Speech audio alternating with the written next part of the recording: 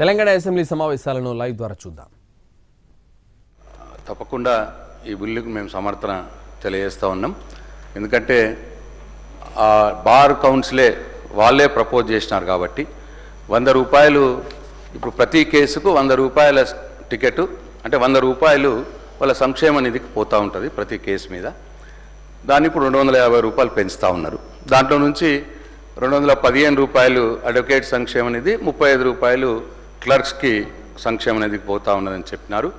ఇది bar council వాళ్ళే represent చేసినారు కాబట్టి, వాళ్ళే రిజల్యూషన్ పాస్ చేసినారు కాబట్టి మా పార్టీ కూడా దీంట్లో అభ్యంతరం లేదు. కానీ మేము ప్రభుత్వంలో ఉన్నప్పుడు అధ్యక్ష ఓఎస్ఎస్ ఫర్టిలిటీలో ఇక్కడ ప్రతి అడుగులో ఎక్స్పీరియన్స్ డాక్టర్స్ ఉంటారు. In the good hands of science. Mummy daddy అవ్వాలంటే ఓఎస్ఎస్ కి కాల్ చేయండి.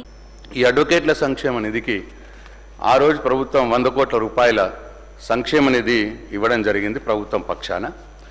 అయితే నా సూచన ఏంటంటే ఈ టికెట్ పెంచడంతో పాటు మేము అప్పుడు ఉన్నప్పుడు 100 కోట్ల రూపాయల నిధి ఏర్పాటు చేసినాం కాబట్టి మీరు కూడా ఇంకొక 100 కోట్ల రూపాయలు ఆ సంక్షేమ నిధికి యాడ్ చేస్తే అది ఇంకా అడ్వకేట్లకు బాగా ఉపయోగపడుతుందనే ఉద్దేశం మా పార్టీది ఉన్నది. ఎందుకంటే ఇంతకుముందు ఎల్ఏ మినిస్టర్ గారు చెప్పినట్టు వారి యొక్క రిటైర్మెంట్ తర్వాత వారి యొక్క ఆరోగ్యం కోసం వారి కుటుంబ పరిస్థితుల్ని ఆదుకునటానికి ఈ డబ్బు ఉపయోగపడుతుంది. కాబట్టి నేను ఈ ప్రభుత్వానికి సూచిస్తూ ఉన్నా, మీరు కూడా ఇంకొక 100 కోట్ల రూపాయలు సంక్షేమ నిధికి యాడ్ చేయవలసిందిగా కోరుతూ ఈ బిల్లును మేము మద్దతిస్తూ ఉన్నాం.